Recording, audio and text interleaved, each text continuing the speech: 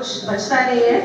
जिस मनोयोग से और जिस पूरे तन मन धन जो भी है पूरे शिद्दत से वो उस कार्य में लगे हुए हैं। सबसे शिक्षक से ज्यादा आई थिंक वो एनवायरमेंटलिस्ट है, पर्यावरण के लिए काम करते हैं। और मेरा आज सौभाग्य है कि मैं आज इस सभा में उपस्थित महानुभावों और इतने ज्ञानी जनों के सामने जो आज श्रोतागण के रूप में यहाँ उपस्थित है, मुझसे कोई त्रुटि हो जाए हिंदी बोलते हुए तो प्लीज मुझे क्षमा कर दीजिएगा। मेरी गलती नहीं है। हमारी शिक्षा नीति जो अब तक चल रही थी, जिसमें हमारी मातृभाषा का कोई भी सम्मान नहीं किया गया, जहां अंग्रेजी पढ़ाई गई, आज मैंने बहुत कोशिश करके हिंदी में बोलने जा रही हूँ। तो पहले परिवेश का प्रभाव महत्वपूर्ण और बहुआयामी है और नई शिक्षा नीति शिक्षा की भूमिका, उनकी जिम्मेदारियां और इस नीति को क्रियान्वित करने के लिए आवश्यक कौशल व्यापक बदलाव की मांग करती है। इस संदर्भ में कुछ प्रमुख बिंदु जो मुझे अपने अनुभव से मैंने यहाँ लिखे हैं, मैं आपके साथ साझा कर रही हूँ। पहला है, शिक्षक की भूमिका में परिवर्तन हो गया है। ज्ञान प्रसारक से मार्गदर्शक हो गया है। तकनीकी शिक्षा और डिजिटल कौशल की आवश्यकता है। शिक्षकों का प्रशिक्षण और पेशेवर विकास CPD कंटिन्यूअस प्रोफेशनल डेवलपमेंट, भाषा और सांस्कृतिक विविधता, भविष्य के लिए दृष्टिकोण। और शिक्षकों के सामने भी इस नीति को लेकर चुनौतियां हैं। पहली है बुनियादी सुविधाओं का अभाव, शिक्षकों की संख्या में कमी। आज के परिवेश में आज की शिक्षा का स्तर देखकर और शिक्षकों के प्रति सरकार की उदासीनता और समाज की उदासीनता देखकर ना तो कोई अभिभावक अपने बच्चों को अध्यापक बनाना चाहता है। सीने पर हाथ रखकर बोलिए कि कौन है यहाँ जो अपने बच्चों को अध्यापक बनाना चाहेगा?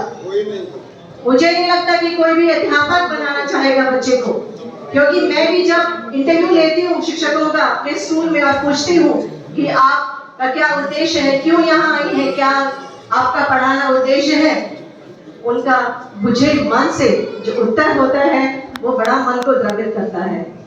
वो कहती है, मैम कोई चॉइस नहीं है, इसलिए हम यहाँ आ गए हैं। अच्छी नौकरी नहीं मिली, प्रशासनिक सेवाओं के लिए भी बहुत कोशिश की, वहां नंबर ही नहीं आया सालों कोशिश करने के बाद, इसलिए हम यहाँ शिक्षा क्षेत्र में आए हैं। तो आप सोचिए, जो दुखी मन से परेशान होकर आएगा, क्या वो एक अच्छा शिक्षक बन पाएगा? बन पाएगा शिक्षक? मुझे नहीं लगता कि कोई अच्छा शिक्षक बन पाएगा। और मैंने इतने वर्षों अपनी सेवाएं स्कूल में एक प्रशासनिक अधिकारी, डायरेक्टर, प्रिंसिपल के रूप में दी है। मुझे आज तक कोई ऐसा शिक्षक नहीं मिला जो पूरे मन से, पूरे तन मन धन से, क्योंकि धन मिलता नहीं, उसका अभाव है, तो वो तन मन कितना भी लगा ले, उसका मन शिक्षा प्रदान करने में नहीं लगता। मौका मिलते ही वो दूसरी जगह जाना चाहता है। शिक्षक होते हुए भी वो शिक्षा को एक स्टेपिंग स्टोन, एक सीढ़ी समझकर आता है कि चलो और कुछ नहीं मिल रहा, तब तक मैं शिक्षा के क्षेत्र में अपनी जीविका यापन कर लेता हूँ। शिक्षकों में संख्या की कमी होती जा रही है और आप समझ गए होंगे कि किस कारण से हो रही है। शिक्षकों में प्रशिक्षण की भी कमी है। हमने भी दिए, ये मातृभाषा का मुद्दा मैंने सबसे पहले मेल करके भेजा था और वो आज उसमें है, मुझे इस बात की बहुत खुशी है। लेकिन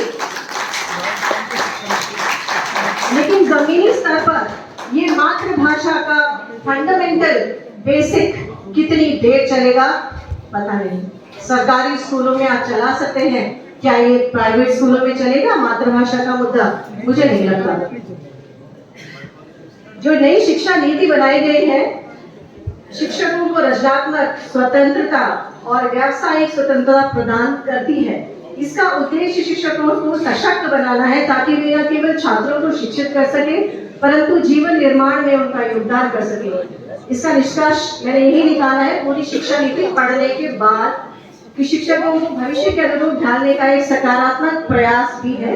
हालांकि इसका प्रभाव तभी सफल होगा जब नीति को जमीनी स्तर पर लागू किया जाए और शिक्षकों को आवश्यक संसाधन, प्रशिक्षण और समर्थन मिले। यह नीति भारतीय शिक्षा प्रणाली को एक नई दिशा प्रदान कर सकती है।